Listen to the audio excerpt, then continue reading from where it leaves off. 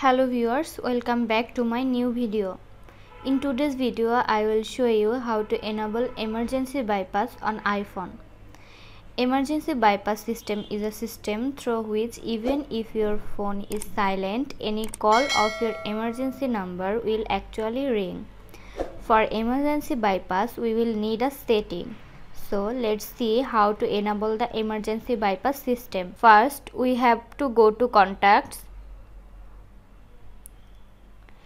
Then we have to choose which number we will put in the emergency bypass. Click on this number, then click on edit. Then click on ringtone.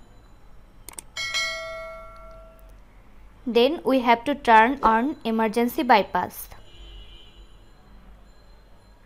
Then click on done. Again click on done. We need to make sure that our phone is in silent or do not disturb mode. iPhone.